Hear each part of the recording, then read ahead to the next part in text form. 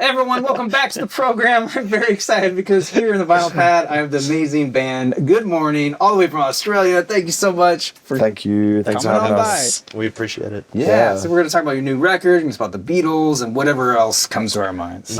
Yeah. Let's go. Yeah. So thank you so much for being here. This is great. Yeah. Thanks for having Thank us. you. How do you like LA so far? Good. I mean, I like LA. I lived here. Yeah. Okay. Like last year, I was living here. Oh, nice. Around the corner from here. Yeah. Yeah, love LA. It's nice Yeah. to be back. yeah. And I think we've even outside of shows, like touring, I've must been there like 8 times or something now. But it's Yeah. kind of nice to come somewhere where I feel no pressure to like go be a tourist. You know, it's just gotta like Right. see some friends that we have here and Yeah. hang out.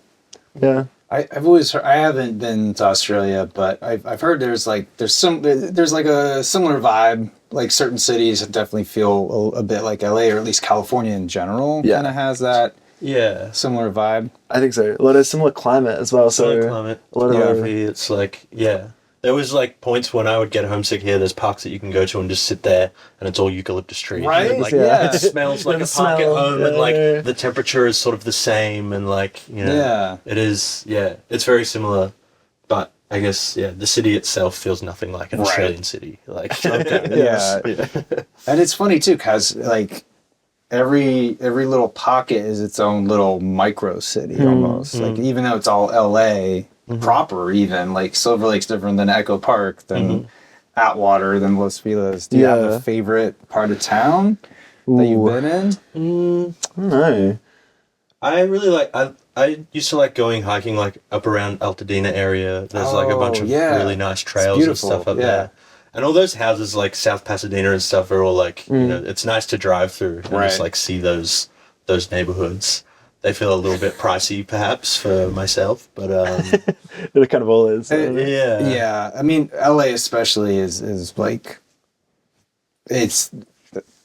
you pay premium if you want to be in LA. Yeah, totally. It doesn't even matter if it's, but we're not talking about Beverly Hills even. It's really interesting. Yeah. LA, yeah. I like K-Town. I really like K-Town. Like the sort of chaos and the amazing, I don't know. There's a lot of fun stuff, and I feel like you can go there and walk around and have a good time. Yeah. Which like is unique in LA as well. It is hard to find that because you do have to have a car here. Yeah. Really, I mean, you can get around, but unfortunately, we don't. Our public transit isn't where it should be, and it's also not where it was at one point. Yeah, that's really the tragedy. Yeah. That's like the B plot of Roger Rabbit. Right, okay. Yeah, fully. You look at old photos. There's like light rail up and down all of these. right. You know, It was like the like fuel companies and stuff, wasn't it? Like it was. I think it was a trifecta of auto industry, fuel, and tire. Yeah. They all The lobbied. big three. Yeah. The Holy Trinity. The unholy Trinity. Yeah. Anyway. That sort of did the same thing to a lot of American cities, right? It's like Yeah. like a lot of them are just sort of like car dependent and Yeah, especially yeah. I mean, I was out Boise, Idaho. classic. And it's like there is a older downtown area, Yeah. but for the most part, you got to have a car. Yeah. Yeah. Like it's so many like subdivisions and like just home neighborhoods. There's no facilities. There might be a park, Yeah. and that's it. But otherwise, you gotta, just drive everywhere. So Yeah. Yeah, it's a big shift. I don't know. So I live in London as well, so it's like kind of, it's like, yeah. I don't know, it feels very much more like New York or something like that, where it's like everywhere is a bus or a train right away, you know? Yeah, my best friend who designs a lot of the set here, he lives in London with his family. And it was funny, I was watching the music video where you're walking around, and like I immediately knew it was London, not because of the clock band. tower. The gray sky. The boat. I was like, wait a minute, I've been there. I know this random boat between buildings that they're fixing up. I don't know. Yeah. I didn't want to like look too long because then I felt like I was gonna like have to give money or something. Yeah, there's always a catch. But I love where we are now with, at the height, they were spending like big budget, movie money. Like it was just going crazy. Yeah. And like sometimes the stuff wouldn't even come out. You know? Like a lot of it went to Coke, right? Yeah.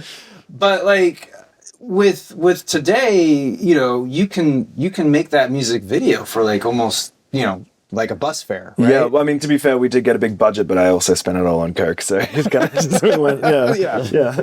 No, yeah, you totally. That's being smart. Yeah, exactly. Yeah, do it for cheap. Right not? But you kind of was. I mean, that was like the most expensive thing was just like transport around. Right. Right. Yeah, it was. But I like that we're living in that time now where you can just do it with. I mean, I assume you were just by yourself. Yeah. But Okay. That was yeah. Initially, I was going to take a friend and to help me with it, but I don't know what they would have done. Yeah, he got sick. I was like, it's fine, I'll just do it on my own. And then I was like, wait, what would you have done? Like, I don't know. So I just stood there and been like, good. Yeah. How does it work then with songwriting being? I mean, is it like a bit like? I mean, obviously not the postal service, but you don't have to mail tapes. But yeah. Do you guys do Skype sessions or Zoom? No, I mean, never have. It wouldn't work. Yeah, I think for it's us. too dependent on kind of hanging out. Yeah, we got to be in the same room. Oh, that's great. So you're in, that's awesome. Yeah. Okay. So we the record that's out now, like we did before I moved and before you moved to LA. So it was. So we were both living in Melbourne at the time. We're both living in Melbourne. Gotcha. We met up to mix it together. Sort of. Here in California, like about a year ago. Yeah.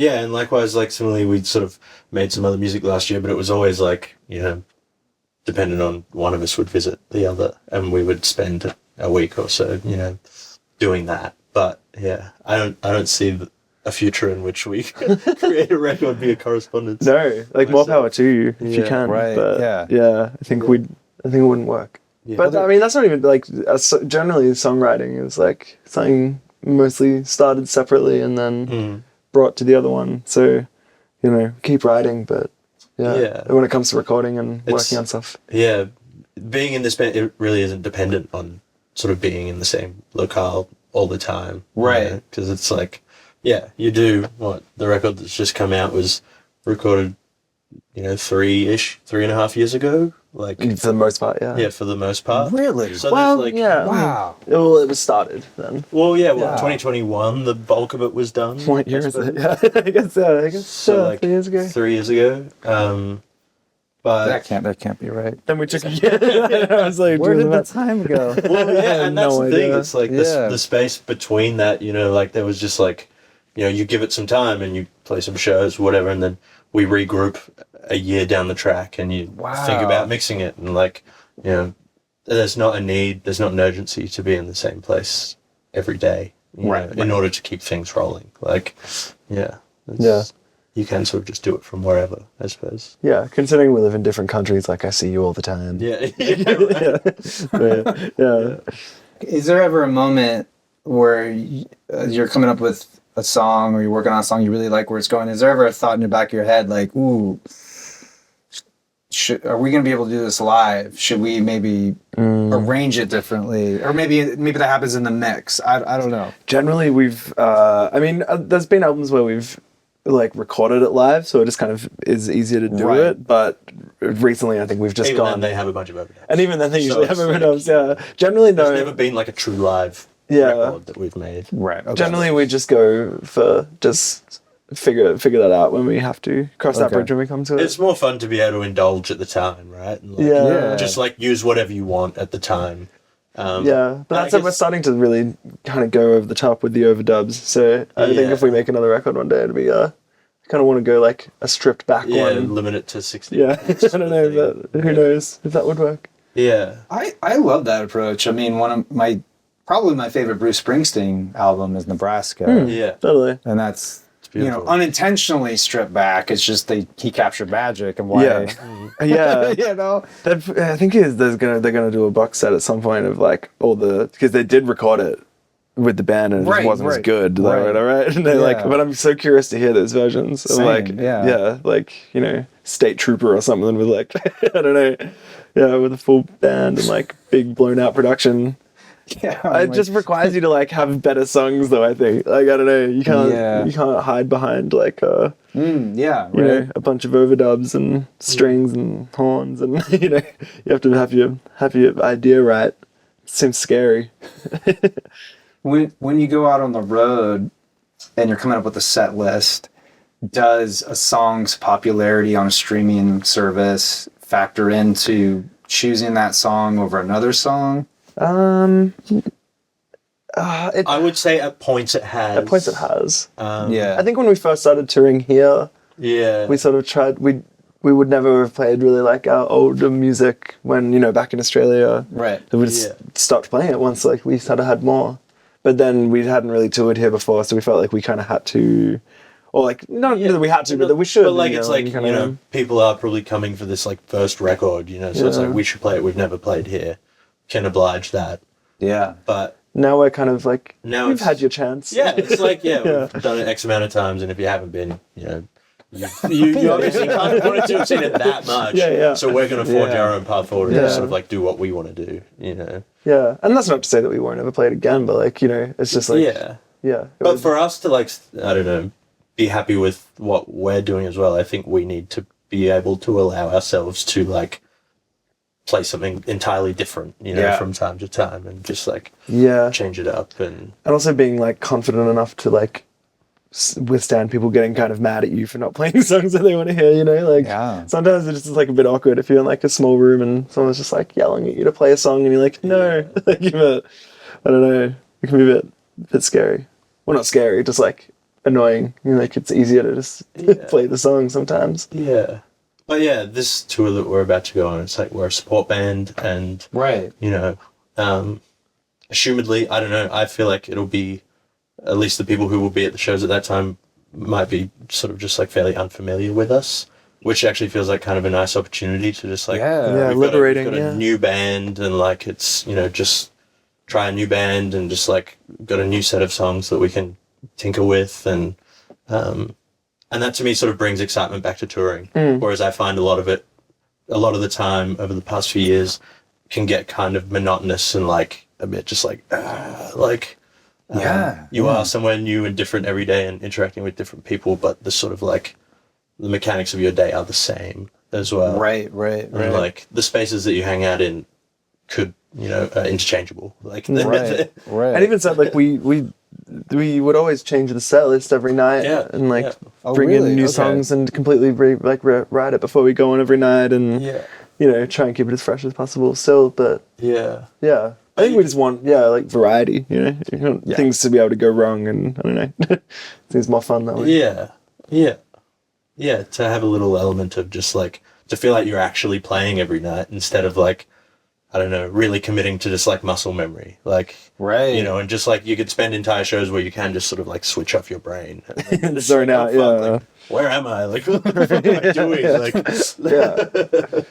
it's nice to think about things, you know, be present. In your allow for surprises to happen or whatever the moment's feeling like. Like maybe the crowd's really going and you don't want to slow it down. You want to kind of build on that. Have that flexibility. I think that's it's really key to read the room that way. Yeah, for sure. Yeah, and I get why bands do play the same set every night, you know. That idea of getting really super tight at something like, is obviously probably quite appealing. A lot of bands just have like production teams. Exactly, well, there's it's more people than just the people on stage to actually factor in if like we're going to change this set list here. And I think it really depends on the music that you're playing and sort of the show you want to give, right? Because I've seen over the last year and a half, like I've seen a bunch of different shows because of the channel. Like it's just like I saw you guys play, and it's interesting to see how everyone tackles it. You know, presenting of a show, because some people it is just playing music. Other people like JP Sachs, like it's a whole production, and like it is very. There are moments when he can riff. And there's maybe some music vamping. Yeah, for sure. But it's just, there's lights that are queued up to go at a certain time. Same thing with this other artist I saw who's more like rap rock, and like he had pyrotechnics. And like, you know, when you go to that level, you kind of can't, like you can have some wiggle room, but also you got to deal with like, you guys got to be done by a certain time. Some places have, you know, the noise ordinances. I don't know if you ever went to the Permanent Records. Have you been there? I love that spot. Yeah, that's a cool spot. I saw a show to... What did I see? Like Blake Mills and Sam Gendel.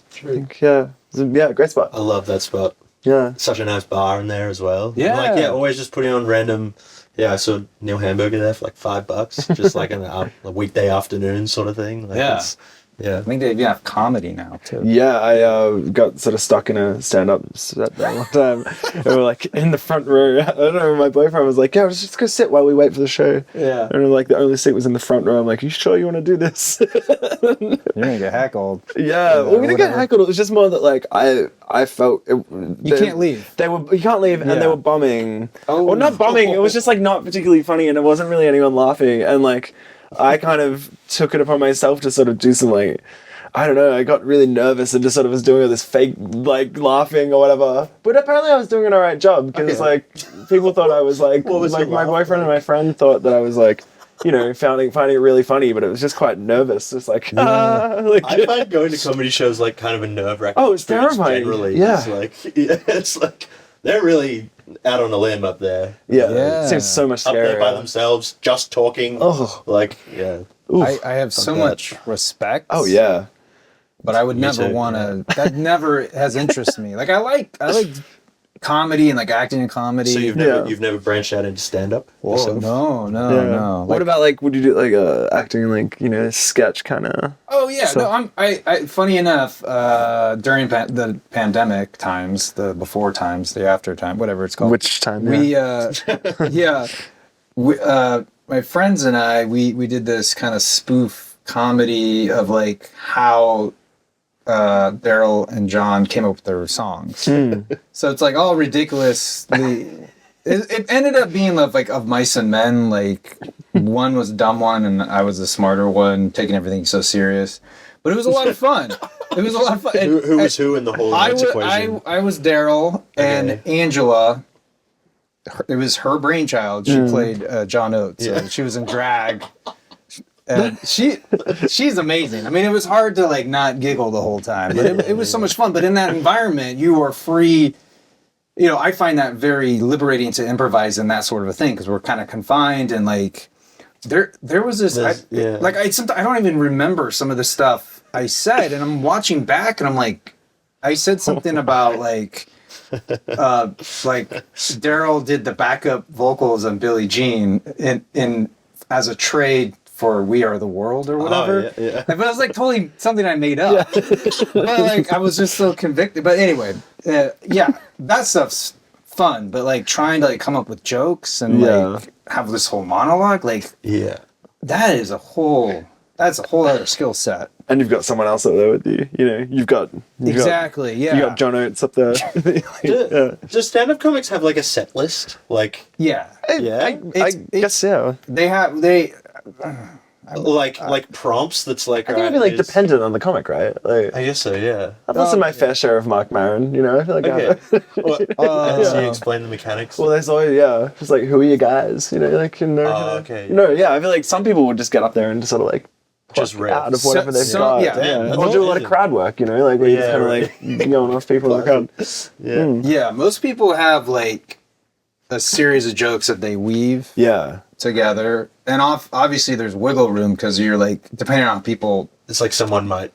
Yeah, if people are really into it, you might milk it a little bit more and go for it a little bit more.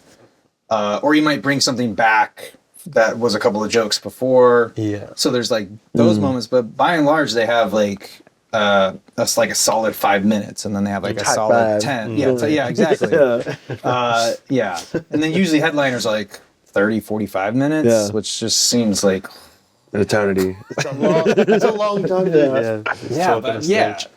I mean, especially when you're a band starting out, 45-minute set, like that's a lot for sure. You usually got to pad it out with covers or whatever. Just be like, whoops, sorry, that's all we know. Yeah, see you later. But to start playing songs that like no one knows. It's just a how was it for when you started out? How did the band kind of come to be? Because I couldn't find a lot of info, but. Well, we just kind of, we went to high school together. But we didn't, we just started writing songs like late high school or maybe just out of high school. Yeah. And then, we were in a couple other bands but I know we said we didn't send things back and forth to one another, but at that point we would just sort of like send demos. True. That's probably the only time in our band where we have just like sent demos to one another and been like, that's true. You should do something on this. Or yeah, whatever. True. Yeah. And then eventually we just kind of had, enough songs kicking around to make a record, and then I don't know. It was got some friends to play bass and drums. Just started booking some shows. Not super intentional, other than just like wanting to make a thing and wanting to play a show. Yeah, and then now it's 10 years later, and we kind of just Still keep stumbling our way through it. That's awesome. Yeah, there's no big like beautiful story other than like like there's been no grand plan. Still there's no grand plan. But I feel like, because just from my own experience, I had a very similar thing. It was my friend and I started a rockabilly duo, and like we played a while and gigged and got did little mini tours and stuff. But if you don't get those little wins along the way, Totally.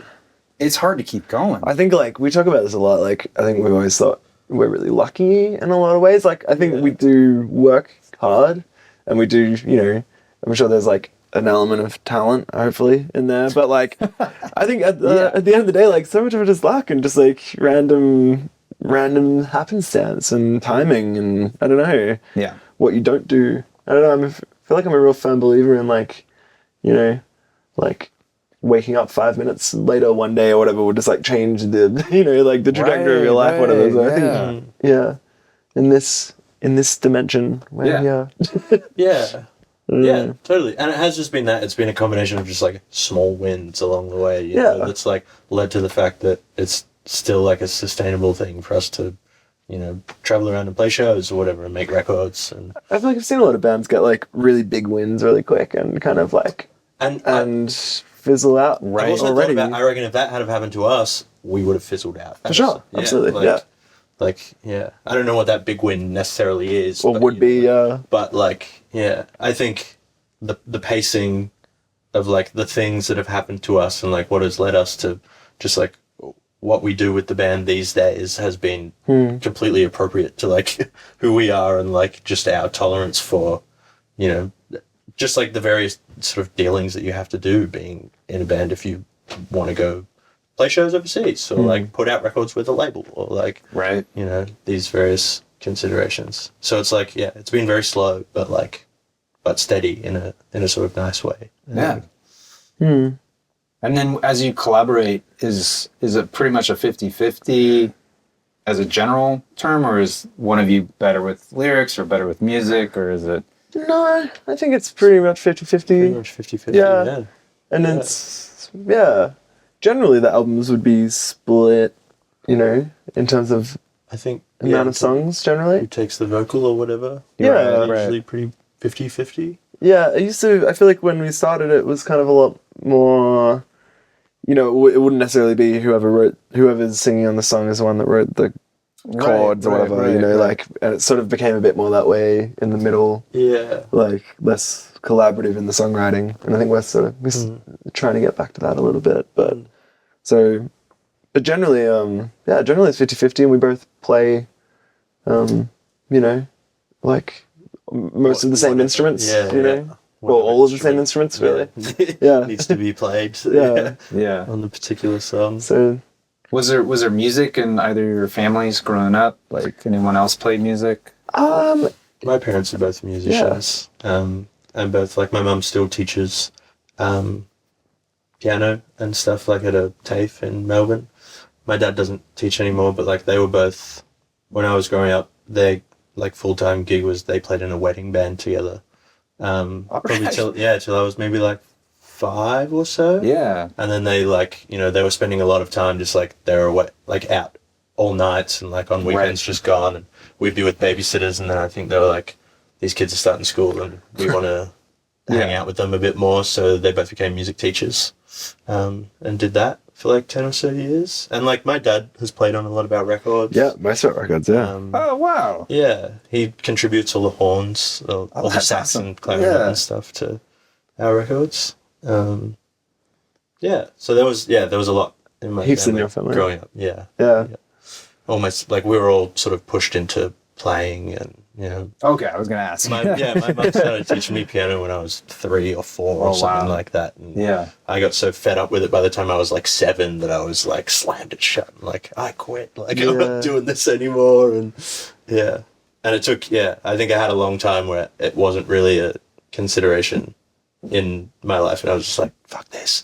And it sort of took like getting into like rock and roll as a teenager to sort of get back into it on my own accord and be like, I want to play the guitar. And like, once you realize you can like play chords or whatever, I just kind of like what, you know, like it helps that we had like training or like theory a little bit. Yeah. Totally. But like once you realize that you're like, oh, like C major, F major, G minor, whatever, that's all you need. Like, you know, and then it just kind of builds from there. And now I can play these songs that I like. Yeah. Like, I think that's so key.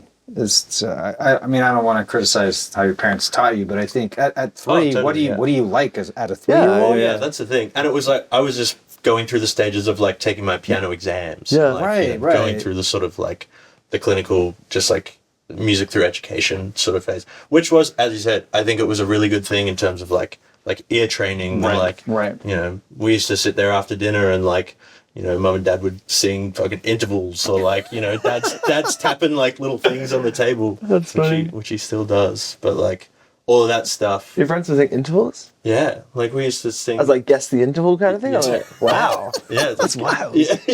Huh. But it's like, and yeah, like I don't really know how much of that I actually remember, but I'm sure there's some that's just like in here now because it's like you're a young child and like, you know, dad's tapping little whatever like 5/4 rhythms with his fingers on the kitchen table or something. Like, yeah. Oh, I mean, it must have gone in there. Yeah. It's totally worked its way in there. Yeah, surely. Yeah. That's funny. Yeah. Yeah. My parents are like going through their like, you know, photos and videotapes or whatever, and found this video of me like playing some piano piece when I was like 10 years old, and I'm like shredding. I like cannot do that now at all. Like it's completely gone. But like at some point as a child, I could just be like, and now I'm like, I can barely play like triads. Like it's gone. But, yeah. Wow. Yeah. I came to music late in life, so I don't. Yeah. But you also, I mean, I think like so much of it's like listening, right? And, like, yeah, totally. Clearly, you like listening to music, you know? Yeah, no, I think, I realized that the music was always going to be just a hobby. And, like, honestly, I don't feel like I ever really had a real knack for writing music. I feel like every time I'd come up with something, I'd be like, oh, that's just a Billy Joel song. But yeah, I always loved music and just, like, I'm just hungry for it, you know, whatever it is. And sometimes I get real steeped in certain genres for a while. But yeah, ever since starting this channel, it's just like, you know, the doors blew open, and it's like it's a insatiable appetite now, and like, and it's sort of a bittersweet realization that you can't hear it all. Yeah, I mean that's like the thing. I think you want to, especially with streaming, like, and you can just access it. Yeah, I mean, like, yeah, I guess like we grew up like you know, the primetime like piracy era, which was amazing. I loved it. Like you could just like that sort of being able to like discover everything like as soon as you wanted. We're sort of the first generation to really be able to do that. Although, and it's like it's become a little too hard now. It's like at least at that point you had to choose what you want. Now you just kind of have like everything, the history of recorded music on your phone. And you look at the search bar and you're like, right. Yeah, it's like only whatever's in your recently listened to. Yeah. These days. Yeah. Yeah. But it's so funny you speak of the piracy days. Like, I just saw this really great video about this song that was like mislabeled, and so everyone thinks I love that, yeah. Like Luther Vandross sang it, but he didn't. But yeah, that's like sort of the unfortunate part was like sometimes like I would see like people credit Bebop a Loop with Elvis. It's like, well, that's not. Yeah. There's so many of those things. Yeah. But it's so funny. Like, yeah, most kids don't know what that is now, like what that was. Yeah. It's a weird, unique moment in time. Yeah. LimeWire downloads or whatever. Like, or someone just handing you like a CD full of MP3s. Like, here is every Metallica album ever. Yeah. And maybe some other stuff. and Bebop. Yeah. And sometimes like the MP3 quality wasn't the best. Oh, it sounds like a phone underwater. It's terrible. Do you guys remember there was like a hot minute where mashups were like the thing? Yeah. I kind of miss that. They're great stuff. I mean, they're so illegal. Like, you know, I think they were only on Bandcamp or like maybe YouTube. Yeah. Like, for the life of me, I'm trying to find this one. It was like a mashup of T.I. with Ben Folds or something, but anyway. It's always exactly that. Like, that's like seems like a perfect example. Yeah. No, I remember it well. girl talk, like, you know. Yeah. That's I love that sort of underground stuff that I feel like gets kind of lost with the internet sort of eating itself a bit. I don't know if you ever noticed that, or if you go on Wayback Machine like I do. Yeah. Found the blog spot, you know, like yeah. Everything feels less kind of, I don't know, like the sort of curation of everything feels less sort of specific and nerdy today, and a bit broader or something. I don't know. Like, there's also disposability of it. Yeah, fully. Right. Which, I mean, talking about how much I love piracy, it's like that was sort of the start of, like, you know, everything being devalued, but like I reckon it's probably worse now, if anything. Like, you know. Well, what's interesting is you get, as an example, Kanye, he'll switch out a song because he didn't like the production, or he gets in trouble, right, using something you know. Yeah.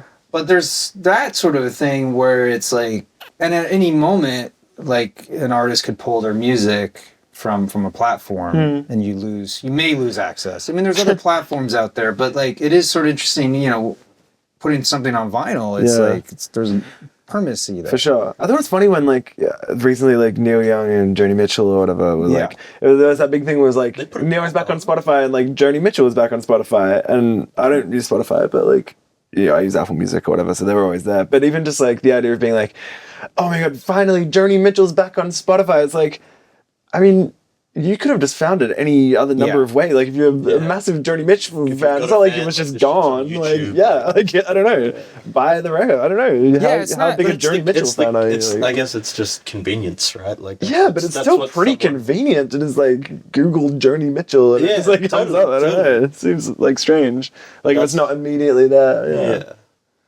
I think it's also, I mean, I could be wrong here, but like a big part of Spotify is like the playlists, right? Yeah. Making your own playlist. And if someone's not on there, you're like, oh.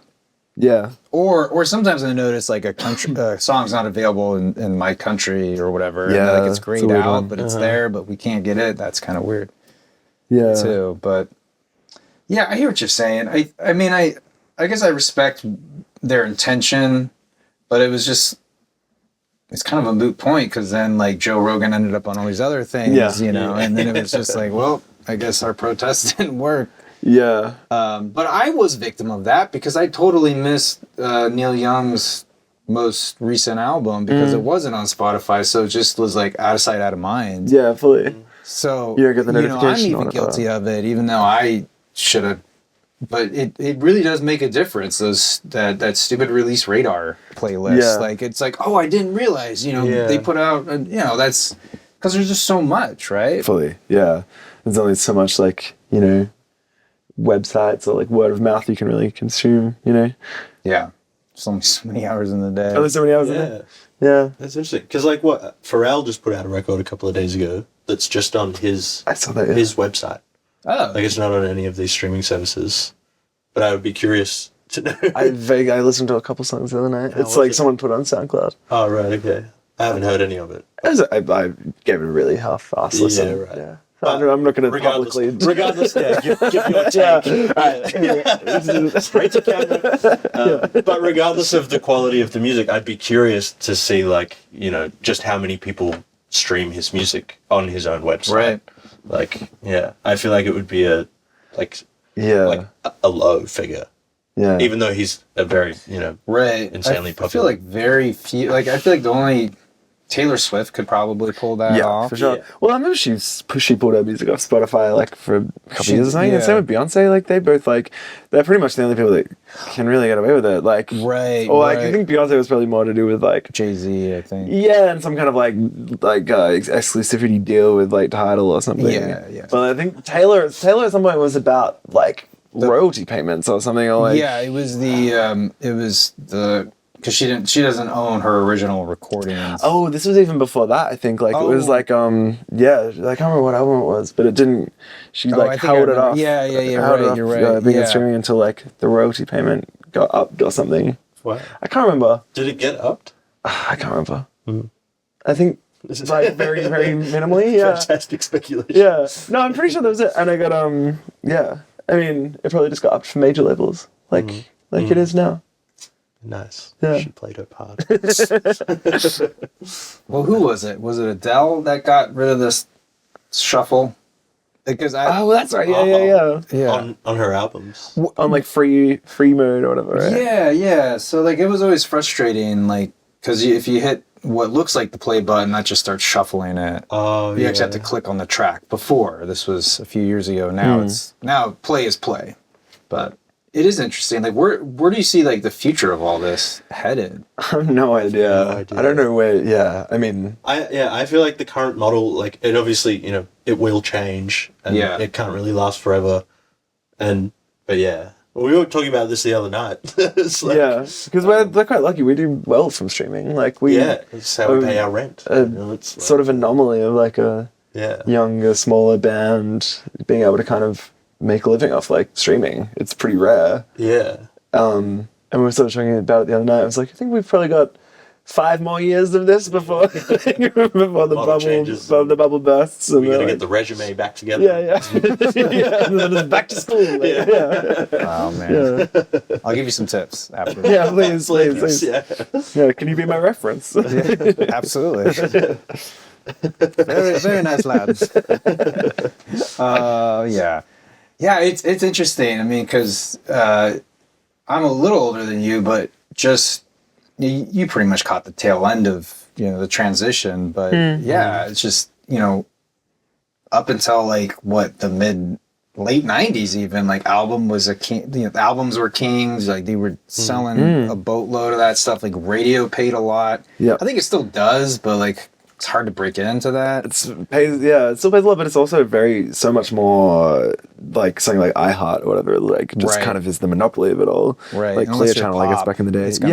You guys will probably have to like get on like the public radio. Yeah, like college radio and stuff. Which is great, but like yeah, it's so interesting to see it sort of like that fall off a cliff, and then sort of like okay, now it's really all about the tour, right? In terms of making a lot of your money for most artists, which is interesting. Yeah, because like in our case, it's quite hard. I mean, coming from Australia, it's the startup cost of going on tours, so it's like expensive. It's quite that's why we are this sort of strange anomaly. It's like because the streaming is sort of the revenue, and then the touring is like pure expense. What about like merch sales, things like that, physical? They all help to like cover the costs. Yeah, they help us attempt to break even on the road. But it's not really like you don't jump out on the road for 6 weeks and go home with pockets full of cash. It's like at least we don't. Yeah.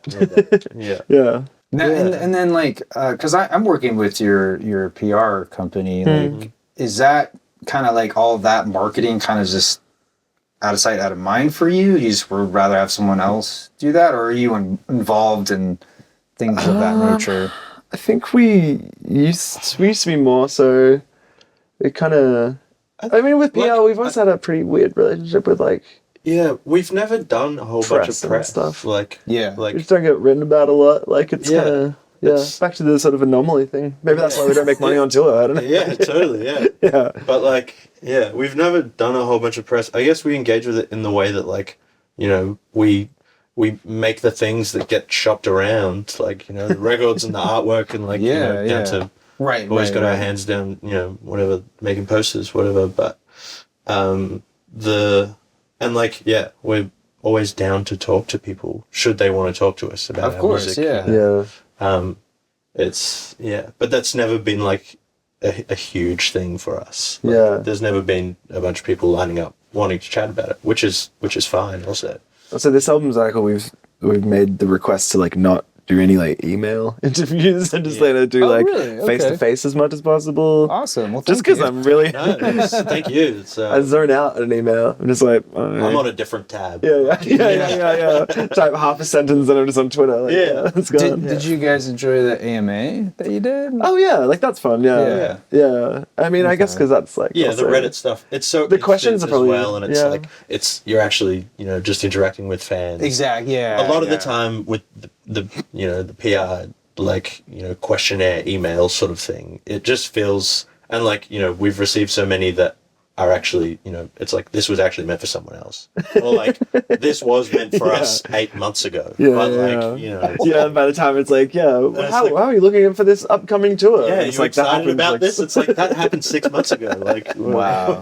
And so I feel like talking to people like just in a face-to-face, like if you do get a bad question, like which hasn't happened today, it's like you can like just change it. You can change the conversation. Oh yeah, like, totally. Yeah. And it is nicer when it is just a conversation, you know. And it's like, and I get why people don't. You know, I like to just nerd out and talk about like speculate on what Taylor Swift did 7 years ago, and like sort of, you know, like that's more But, it's hard to do that in an email. Yeah. I mean, I try to do some prep for things like this, but like sometimes it's also just I want to get to know who you are, and like do you prep? I mean, I guess you could prep for a first date, but you know, you're like question one, kids or no kids? Tell me all your trauma. But I've been doing this for so long that it's better to have that conversation, and I guess you just got on a roll. Like after a while, you kind of, you know. Yeah. I mean, I was looking at my first interview I did in 2011, and it was just some friends that I knew that were in a band, and like I didn't know what I was doing, but like looking back now, it's like, well, I kind of did everything right. It was when later on I was trying to do more with it that those feel more stilted. And I think that's like similar to being in a band, right? Like you kind of the youth, like the like naivety of like your first record or whatever. It's hard to recapture that kind of like. You're like, oh, that was fine, you know, or like you run to the right idea, and then you get in your own head or whatever. Blue album. You said it. Well, Pinkerton. Blue album. Pinkerton, For me, Blue album. Yeah. Well, yeah. I listened to that for the first time in ages again the other day. Really? I listened to it in a long time. That's the last song called like "Only in Dreams." Whatever. Yeah. That's such a good song. Yeah. Such a good build. Yeah. Looking at reading something about like Rick Ocasek or whatever from the Cars, who's like producing it. He made them switch all their like pickups on their guitars from like the bridge to the neck or something to make it like brighter. And it's just like, that's such a cool change. It would just like fully recontextualize like the sound of a band, you know. Like, cool. And when you are in the studio, are you working with a producer or producers? Oh no, like that? We have in the like our first record we kind of made with a friend who was pretty hands on with it. Yeah. And then after that we've mixed with people. We made one in a studio with like sort of co-producer engineer kind of. With an engineer. But generally it's just us. Yeah, this most recent one was just us. Oh, but once again, our friend helped us mix it as well. Yeah. So usually there's been like someone guiding a certain part of the way, but it helps to have like a third person to kind of be like who's not as familiar with it, maybe not as attached to something to say like, oh, that's funny. That's what I got from or whatever. Just a different perspective, kind of helps you kind of. Yeah, I think it'd be fun to do that one day for sure. Yeah, I think we've been pretty like set in our ways, like. Well, that's good too. Fairly like arrangement wise and like, musically, but it definitely has helped like, bring people in who actually, technically have the ability to like mix things and make them sound good and like, and just shit that we can, really lose sight of. And it's hard, man. Audio is deceptively difficult. Yeah. When it comes to that point. Yeah. Just just mixing, making things sound good, and applying something to it, cleaning stuff up. And you can just get so fatigued from what you're hearing as well that you sort of stop being able to lose your ears and subjectivity or whatever. Yeah, and you stop being able to hear what a really obvious like flaw that's maybe going on. You're just like blind to it or something. Yeah. It's like then you play it to someone and they immediately and they're like, why the fuck is that cymbal so loud? Yeah. Oh yeah, I didn't even realize it was there. It was like Yeah. But then it's like some of my favorite records ever like clearly made in like a day or whatever. With like for like no money at all with like shit gear. And it's kinda like I feel like it's anything in the middle is kinda harder, you know? Yeah. Yeah. And it's all just so subjective as well. Like what sounds good to you sounds terrible to someone else or I don't know. Yeah. Yeah, and there's also the idea of something being overproduced too, which again is very subjective. Like people are talking about the Beyonce album that just came out. Some people say it's way overproduced. I think it's a bit overproduced personally, but yeah. For me, I'm not a huge into a lot of pop or at least where like the focal point is the singer and like the singing, not so much anything else. And I don't know. It's like it was cool to hear her version of Blackbird, but it bordered on the line of like karaoke. Yeah, it's also strange because that kind of like, you know, making like quote unquote country music or like whatever, I guess it's honestly more akin to like folk rock or like Americana kind of vibe. It's not a country song. Yeah, but like it's this weird feeling of like kind of like stripped back arrangements of like, you know, like an acoustic guitar and overdub and then just like 25 vocal tracks like on top of like, whoa, like what is it's such a weird like disconnect of like kind of, I don't know. It's an odd meld, you know. And it's like she's such a good singer, just like do like one vocal track and it'll sound great. Like I don't know. But also people don't want that. You know? I think I'm in the minority. Like Yeah.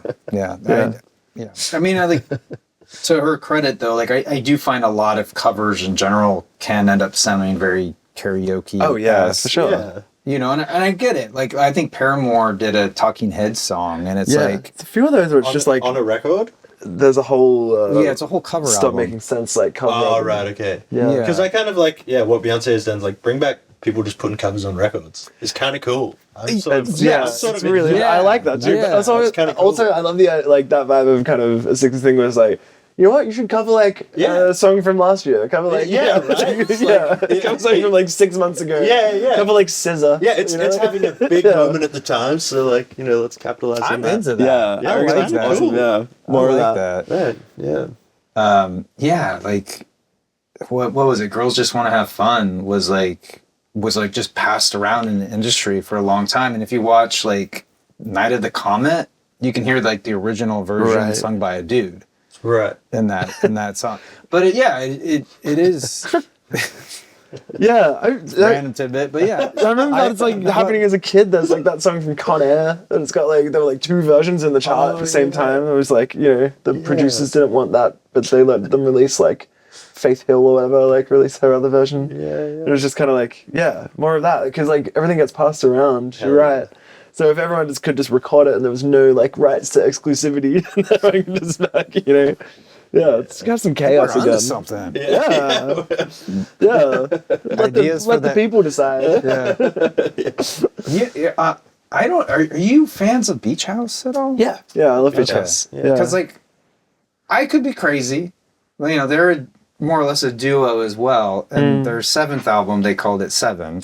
Yeah, I thought about that actually when we kind of did. I know it's not your 7th album, but it's your 7th thing. release, right? Because you had a couple EPs, and so it roughly it's like 5 albums. I think that we used to not really have any distinction between the two. But 7th collection of right. Yeah, so I like that. I like that. Yeah. Sorry, Beach House. Yeah. You never thought about that? I never thought about that. True. I didn't tell you. So. I think by the time I thought about it, I can't sleep tonight. Oh God, I'm sorry. We've done it now. That is yours, and I have plenty more if you need a refill. Was there a different approach to this record versus something else in the past? Yeah, I mean, there's like just a we kind of built a studio. That's no small feat. Yeah, it was like COVID. We didn't build the building. Yeah. The building was a pre-existing building. You built it out. Yeah, we built it out. There's a lot that goes into that. Yeah, and so we took like heaps of time to do that. Yeah. And we also, we kind of like not literally lived there, but we spent like every day there pretty much for a long time. You know, almost 2 years, really, which was a really big difference actually compared to what we usually would do, which is just kind of maybe write songs and then meet up. Set up in a space for 4 days or something. Yeah, pretty much. It out. Yeah. So we did that and we just, did a lot of, I guess like pre-work in the sense, like we kind of did a lot more just like writing in the studio and figuring out how to use the space and making records for other people in there and, you know, just getting kind of... using guinea pigs to see... Yeah, fully just like testing out. The best, it's like... Oh, that's interesting. Yeah. So it's just like time. I think all of our records kind of have a sort of like location based, you know? Yeah. Seems to be the most thing we try and change up all the time is like where we do it, or like, you know, even if it's in Melbourne where we're from, like it's somewhere different in Melbourne, like we go somewhere else. And so this one was kind of location based, but also I think just because we were, you know, it was like tail end of the pandemic, we weren't going anywhere, so we just had heaps and heaps of time and like a want to just hang out and sort of zero in on something as opposed to doing it really quickly, which was, I don't know if there's like a better way or a worse way. It's just like a different process. Yeah, we allowed ourselves time that we'd never sort of given ourselves before, I suppose, which was really nice. I really appreciated having all that time. And even just like it was really fun sort of setting it up and doing it in our own space and sort of committing that time to just like, it filled a lot of, dull time in 2020 is just like learning how these things work and like, you know, how can we actually have a space that functions in a way that will work for us and like that we can go in and just like, you know, we're ready to go every day. And it's like, what does a space like that look like? Like, learning so much about like patch bays and like, you know, like cabling, like having never really spent much time in actual studios, like, outside of just like, you know, maybe like little DIY spaces that we shared with other bands in Melbourne or something where everyone brings the 3 microphones that they have and they all sit in a drawer on one side of the room. It's like nothing really works. And, everything's mostly broken and covered in dust and like so it was really rewarding in that way to sort of just like learn that stuff and set it up and then to see that it actually worked as it was theoretically meant to, and then being like, oh, well, there's X amount of possibilities because we sort of know how to do this now, and like slightly, you know, just slightly leveling up our baseline knowledge and understanding of just like the recorded side of music, I suppose. I think that like when we first started just like working fully on our own, like after the first record, which was named was like Done with a Friend, you know, we just sort of started from scratch, I guess. And it's kind of like every time you kind of have learned a little bit from the one before and it's just like a slow progression into, I don't know, you always want to be like learning something. And then the one before this one was done at a studio, and I think we learnt a lot from watching like an engineer, like in a kind of like not a fully professional, like, well, it is a professional studio, like the Wilco Loft where we did the one before that, but it was like a pretty lived in, like comfortable clubhouse of a space. And I think that experience as well was like good in the way that like I feel like when we were setting up our studio and like when maybe more so when we started like recording the songs, it was like, okay, we actually made, you know, this record in a studio where things didn't sound like complete shit, like the records beforehand. And it was like, we can't go back to that. So we have to like, we have to find some halfway point to like level up our own, you know, engineering / production, whatever it is, so that it's not just like, oh, we go here and we make this, you know, the fidelity sits here with this record that we made in a studio with an actual engineer, and then all of a sudden it's just like take a nosedive back to the bottom of the barrel, and it's like, fuck, they did it again. It would be like getting our heads about being like reliant on someone forever, you know? Totally. And so it was like, I think it was a really nice motivating factor to just be like, all right, there's certain things that I want to learn in order that like just how people record this stuff, and they're good to know, and that's knowledge that you can just take on with you whatever forever, but just being like, you sort of have to do it because we can't let it just drop off so much, you know. I think like we always like, what am I trying to say, like you're like back in the day, I feel like, when we started, it was like you're not really thinking about like the sort of like technicality of doing stuff, you know, you're just doing things with the feeling of it, or at least that was, you know. Totally. And so we'd work on like tape machines and stuff because they were easy to use and like kind of fun to use, you know, like more so than being like, I really want to learn how to do this thing. It was just like, this is fun. And then eventually it's you just kind of, the computer is confusing and about latency, which seemed impossible. Just seemed easier to just buy a tape machine and do that. Like, and then I feel like, after a while, like maybe you kind of, it's, you just want to, like getting older or something, you just kind of want to be good at your craft or something. Totally. And you want to be able to utilize like everything that you can understand how to utilize in making whatever that is, and shaping that. Like, the hybrid of like this one that we made, it was all pretty much all done to tape, but like the digital world was very sort of present in it as well. Yeah. Like there's constant bouncing of things back to Ableton, or like just playing instruments off of Ableton into a using tape machine. computers into tape machines. Yeah. I don't know. Just like making sure that you're just getting the most out of every sort of just resource that you have in order to make it. But the big ranty answers to about the different process. But yeah.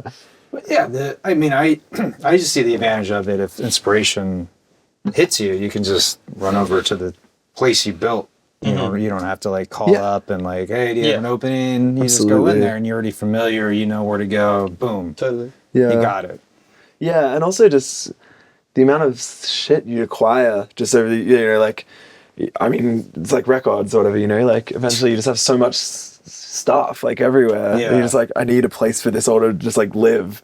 And otherwise it's just like, so it was nice to have like all of our keyboards and like all of our guitars and all of our like pedals and microphones and things were like in one spot, as opposed to being like, I think it's at someone's house. So like, I think it's like, we sort of tracked everything down and had it all together. So it was like, just like the amount of random things that we'd bought or like stolen over the years, we're in the one spot. Yeah. There wasn't much that we'd stolen. I was about to say, what did we steal? There wasn't much. One or two things. Yeah, maybe accidentally walked off with something. Accidentally, yeah. We've all done it. When it came to the band name, like, what was the story behind that? We just needed a name. It was I think we'd finished the first record. It's always the toughest so bad thing at naming for things. us. We're in the predicament right now. Yeah, doing the next record. Name another record. Oh, okay. Yeah. It's just... Manzi, I got to talk to you. I'll talk to you off mic. About that. Well, this would be a fun conversation, actually. But yeah, no, naming things is just hard. I don't know. Yeah. It just seems like it feels like such a commitment to name something. It's almost like Good Morning 7 as well. It's just like we didn't name it any of the time we were making it. We had like a big list of names that were like on the pile, and like that. And that's effectively just the drive folder that all the songs were stored in. Yeah. Good Morning 7. Yeah. Like, okay, yeah, that's fine. Yeah. Just use that. Like, all the different versions of it in progress are like saved under different names on my phone or whatever. That is funny though. Like when I came time to name my channel, it was like the first thing I came up with was the name that stuck. But you always like, I don't know about that. You set it aside. Like, let's come up with some other ones. Yeah. I guess eventually you just stop thinking about it, hopefully. Yeah. I mean, it's like when you really think about band names, like so many of them are so bad. Like you never really consider it, like the Beatles is a stupid name. Like, it's like, it looks silly. It's kind of awesome, though. But like, that's what I mean. Like, you never think, like, Radiohead. Radiohead. Awful. Like, but yeah. I mean, Radiohead. But like, at the time, the Beatles, it was a clever way, because it's a beat. And like, as opposed to like the bug. But I get what you're saying. But like, no offense to the Beatles. But no, you say it so much you don't even really. Like it's just the context. I don't even like, think about it. Yeah, but it is kind of but it's better than the Silver Beatles. For sure. Or the Quarrymen. It's better than Good Morning. It was funny when I got the first press release. They said you're the ungoogleable band name. I think that was another thing too. Like when we were like 20 or something, like 19, 20. Mm-hmm. I don't know. I liked the idea of like I feel it's probably quite anti like social media and stuff, particularly at that point in my life. So I didn't want to be like we didn't have an Instagram until like 5 years into being a band or whatever, and things like that. I liked the idea of being like off the grid, hard to find. So that would have been a selling point, to be like a stupidly annoying thing to Google. Yeah. Which it kind of is. Yeah. But I mean, I will say though, it is sort of fitting for the sound you create. I mean, for me at least, maybe it's I don't know. It's I'm influenced by the name, but there is sort of like a breezy sort of like, you know, not that it's all lighthearted, but there is sort of, I don't know. There's that when the sunlight hits, you know, it's maybe it was a hard day the day before, but it's like it's a new day, it's a new beginning. I don't know. There's a freshness, that comes across. Like it's a breeze, a bit to like. I just get that kind of feeling from when I listen to your music. So that's cool. Yeah. So it does fit in my head. That's good. I mean, I guess that's like that's like the Radiohead thing. Like you're right. It just kind of it just makes becomes sense like once you hear the music and you associate it with the name, and it becomes its own context or whatever. Yeah, for sure. But tell me about the Beatles though. What? How much do you love them, or are you not on the band? I mean, like I love the Beatles. I love the Beatles. Yeah. I never really listened to them like at all, really. Except like, just in the car before. Yeah, but I didn't put it on. Like, you know, like I would never really like. Yeah, I definitely did like as a kid, and like I think listening to it at such a formative time that it's stuck with me. I listened to a bit of solo Beatles. A bit. It's such an annoying answer, but like I feel like I listen to like the Rolling Stones or like the Kinks and stuff. Yeah, you're a Stones guy. You're a self-proclaimed Stones guy. But I find that I don't really I'm not chugging on Beatles records all the time.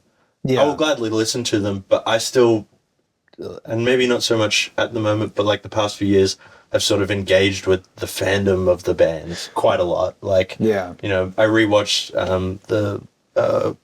the anthology throughout like the lockdowns and stuff, and like then started getting back into it and started listening to podcasts surrounding like, you know, very particular moments in the Beatles history, and like I find it really interesting, just like, you know, the historically and like they're all interesting characters as individuals, and like I like them as like people to.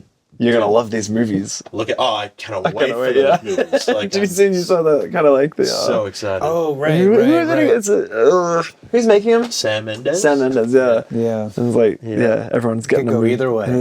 Either way, it's gonna. I don't care whichever way it goes. It's gonna be. I'm watching the hell. Could be a trainer. It could be amazing. Somewhere in the middle. Yeah. No, but he's alright, and it's like I'm endlessly fascinated by them. Yeah. You know, and like kind of even on like a recording level, like a sort of technical. Yeah, totally. You pick up a book about that, or like in terms of ever like I think in terms of actually like listening to them now, I don't really listen to them, but they're like so ingrained in you just heard them so many times, like you almost don't need to listen to the records again, but like but they're still sort of like fascinating, and I think they'll continue to be fascinating for a long time, but also the well of solo music as well. I feel like I still get new things out of every so often. It's like getting larger and larger, those windows between like finds and those discographies, but like they've been sort of like a pretty nice little temporary secretary. Hell yeah. Right? Well, the McCartney discography is insane. It's right in the sweet spot. Do you have a favorite Beatles album, or maybe a favorite Beatles song? I really like. It's funny. Like my friend asked me and my boyfriend to kind of like, I can't remember what it was for. I think it was just like as an experiment to be like, make your list of top 10 favorite Beatles songs. And I was like, okay. And I sort of did it, and looking at it, and I always thought I was like a George guy, or like a Paul guy. But then looking at it, like 8 of the songs were John songs, and I was like, that's so weird. Like I never would have like ever like identified as a John guy, but then looking at the list, I'm like, oh yeah, no, this is it. Like like I don't know, like And Your Bird Can Sing, and that might be the best Beatles song. I love Revolver. I think it's probably my favorite album. I think it's dependent on mood. Sure. No one ever says please me though. There's some good stuff on there though. Like it's a fantastic debut. Yeah, I like that. Was it Anna? That cover, Anna. It's a good one. I'm never crazy huge. Reverbs. It's like crazy reverbs. Really wild reverbs. Maybe at the moment I Will is my favorite Beatles song. Excellent. Any sort of sweet little McCartney number is usually. I think I'm a Paul guy. We were talking about this. But, yeah. But And Your Bird Can Sing might be my favorite Beatles song of all time, and I'm I think I'd fancy myself really as like John is far from my favorite Beatles. So yeah, it's interesting, right? You should do your list. Yeah, I should. What's yours? I did a top 5 Beatles song video. I think it's I think number 1 is "Here Comes the Sun." Fair enough. But I think I think it's 3 out of the 5 are George songs. Yeah, which was interesting. Yeah. Well, George bossed up harder than anyone on Abbey Road. Oh gosh, that's yeah. I think that took over as my favorite album of theirs. Yeah. Yeah. It's pretty lit. To be fair. Yeah, it's so good. I mean, hard to beat, really. Well, yeah, the back half is like, the medley. Yeah, the medley is maybe my favorite Beatles song, but yeah. But it's just, I can't pick that apart. It's just beautiful. It's perfect for me. We went to see Paul McCartney in LA 2 years ago. Yeah. Was that SoFi? That's SoFi, yeah. How was the sound there? It was like, you're in a football stadium. Show, yeah. Okay. It was like, it was not, I think because it's a newish stadium, like it was all right. Like it was better than other stadium shows I've seen. It wasn't so quiet, but it was like, yeah. It was just like, I don't know. It was just funny. Like, I loved that before Paul McCartney plays, he has a DJ that just plays other Paul McCartney songs that he won't play. Like, and then we were like in the crowd and like trying to Google that guy and like reading interviews with him about being Paul McCartney's touring DJ.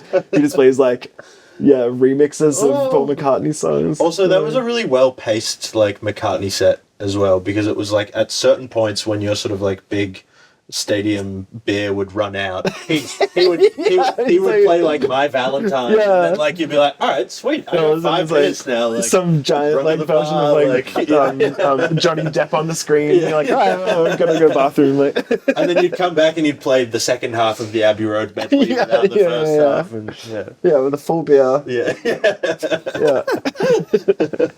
Oh man. Hey, maybe this is the song you like in a few years you're gonna be like, I found my new favorite Paul McCartney song and it's My Valentine.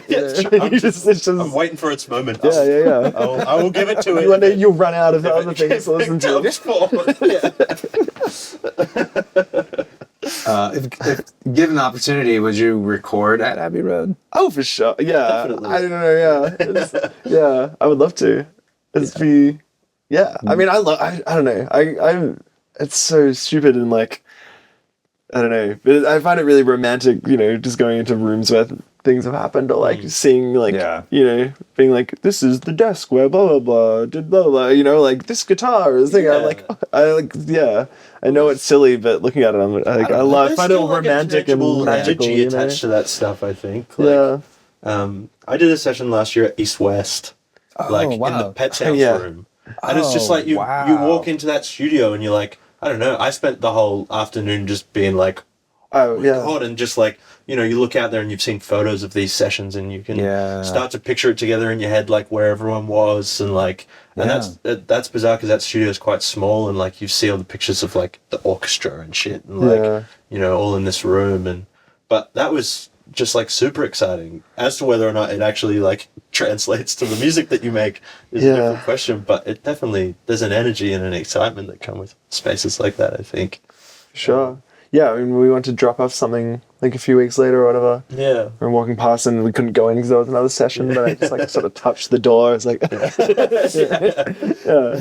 But like we went to drop off something at that studio and we walked in and there was like, a friend who we were going to drop off something was like, oh, this is the booth where Whitney Houston recorded I Will Always Love You or whatever. I was like, cool. It's just, I don't know, especially around LA, I guess there's just so much of that stuff. Yeah, there really is. Yeah, I'm glad. I mean, we did lose a lot. I think everywhere lost a lot. But I'm glad we still have the few that are around. Even in London, like I think Trident's gone. Has gone. It's really just Abbey Road. Even the one that Pink Floyd built, that's gone. Yeah. But yeah, I think you guys can correct me if I'm wrong on this, but like I think there's like an immediacy. There's almost like you have to rise to the occasion when you go into some of these rooms, because not only is there more money on the line, right? Yeah. Because it's not like we all have endless amounts of money like Brian Wilson. to make these projects, but also it's like, there's other people there that are, it's expensive. And so it's almost like you gotta go. And so maybe that translates a little bit too, not only, Yeah. There's an element of pressure to it. Yeah. I think, mean, the only time we've really ever had that, like, daunting kind of, like paying for a studio. ticking was the one that we made at the Wilco studio. And that was just, like, so, like, we had, like, 5 days. And we, I don't know, but it never really felt daunting. It was just like, well, this is all the time we have. Like, we weren't like, we have to make an album. Going back to that kind of like, doesn't matter if it's an EP or an LP. Gotcha. Like, okay. Just being like, well, we'll just make something and see what happens. Yeah. And then you have 5 days and we just kind of made a whole record just randomly. Yeah. Totally. But like, I can imagine it would be really daunting if you were, shelling out heaps and heaps of money to just like sit around and try and come up with ideas and, Yeah, well, it's interesting. I'm wondering like how often that would happen these days, because I feel like if you're booking spaces like that, like it's obviously some label is most likely funding it. Indirectly you are, right? Yeah. You owe them, right? Yeah. But no, you're right. You're right. They're paying, you could easily cost, $250,000. Yeah, for sure. Yeah. Something like that. When it's all said and done. Yeah. But even though, technically the artist is paying for, like, but there's a detachment there where it's not like you're sitting in Abbey Road and being like, this is £2,500 a day. Right. How am I going to pay my rent? Like this money is just leaving my account every day. Like, I feel like for the most part, unless you are just like a cashed up individual with sort of like, the motivation to just want to record for a week at Abbey Road or like East West or something, like those. I wonder how much those sort of financial and time pressures do interact with you in those spaces. If you do have a Sony Music behind you or like something like that, or an Apple or whatever, But because I don't really feel like I don't feel pressured when we were in a studio and paying for it. Yeah, I don't think. It was also like at that point, every record we made before had cost like combined total of like a few $100. So it was like, we could probably spring for one. Yeah, like do it as a treat. That was how we justified it. Yeah. Oh wow. And I got a taste. Yeah. It's like you should never fly first class until you know that you're never going back. Yeah. You ruin air travel forever. Oh yeah. It's a long flight to get here too. Oh, it sucks. Yeah. I mean, when you get here, you want to kind of make it worthwhile. You don't want to go back the next week. Yeah, it's very much that way. Yeah. I think, we got really used to it growing up, and then, I don't know, recently I've been really going through a downturn with air travel. Yeah. It's like, I hate this. Not even like I'm scared or anything, I just get bored. Like, I'm just sitting there, I'm just like, I don't want to watch any of these movies, and like, I can't like get so restless. It's like I just want to walk around. I don't know. Yeah, it's very long. But yeah, it's sort of accepted as an inevitability growing up in Australia. If you want to travel internationally, you can be in a plane for a long time. Like, I don't think I've fully experienced the downward energy that you're feeling about it just yet. Yeah, I don't know what happened. Even though my flight the other day was pretty bad, lots of turbulence, the meal looked and smelled awful. I did not eat it, and I didn't sleep. But I was sort of like, I got there and I was like, didn't even feel like it went for that long. It was kind of crazy. It was for a sort of objectively bad flight. It was one of the better ones. I mean, it's better than the alternative because like sailing. Yeah. I was talking with Colin Hay, and he came over by boat. Yeah, right. When his family moved. Yeah. Does he live here? He lives in Topanga now. Yeah, right. But when he moved he's Scottish, right? He moved to Australia. Yeah. Yeah, it was like a whole. I forget the program, but it was like the late 50s. There's so many in that generation of people that moved to Australia, like Angus Young and stuff. Yeah, but it was like he was just on a boat for like months. That's wild. Yeah, it's crazy. So that. He's so good. He's such a good songwriter. Oh, I love his like solo records are beautiful. His latest, I fell in love with that. It's such beautiful imagery and stuff. And even Ringo played on that, actually. Oh, really? Yeah. Oh, because he's in the All-Star band. Yeah. Oh, so the All-Star band. Yeah. Wow. Yeah, I think they do like Down Under and Who Can It Be or something, you know? Is Todd still in the All-Star band? I think he comes and goes. Nice. Todd Rundgren. Awesome. Yeah. Yeah. Edgar Winter. Edgar Winter. These days, which is cool. That's the next one we're going to go see. It's the All-Star band. I would love to see the All-Star band. Todd owns a tiki bar in Really? In Hawaii, isn't he? on Kauai. Yeah. Wow. We met him once at did? we went to see him in Melbourne.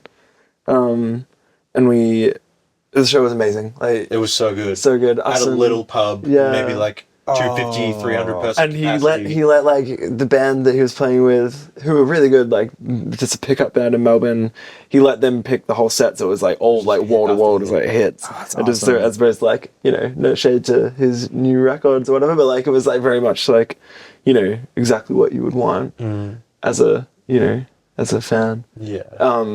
And then like after the show, we like went to go get a bowl of ramen, like just a few doors down, and then like was sitting there and all of a sudden like Todd and his wife walk in just like on their own, and it's like you got to wait for a table kind of thing and stand around and wait for your number to get called. Yeah.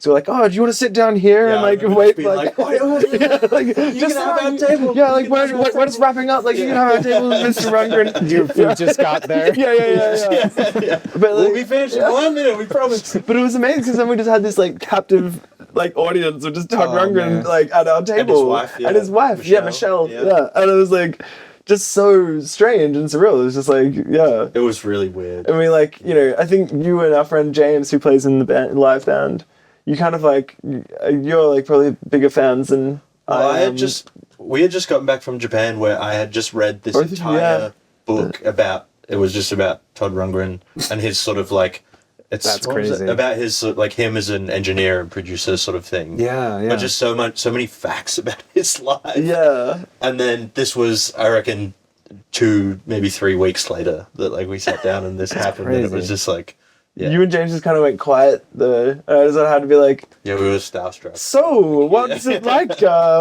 living in Hawaii? Oh yeah, we're also quite drunk. And I remember just like kind of eventually we finished and we're like, all right, thank you, like nice to meet you. And then we just sort of walked outside and then just like started sprinting down the street and just be like, ah. But not before Todd and Michelle thought that James, our friend, really looked like Todd's nephew. And so she wanted to get all these photos. And so like she was taking all these photos of like James and Todd at this ramen restaurant. Yeah, so James is emailing her for a while. She emailed James all the photos, which is really nice. Oh. Well, thank you for having us. Oh, thank you. Yeah, thank you so much for stopping on by. I appreciate it. Yeah, it's been awesome talking with you. Hey, thank you. Yeah, that's and fun. And I wish tons of sales. How about that? Yeah, definitely. Not just streams. Yeah. No, that's awesome. So Go to iTunes.com. tag us, hashtag. Yeah. All right, everybody. Thank you all so much for watching. I'm your Vinyl Geek, and I'll catch you on the flip side.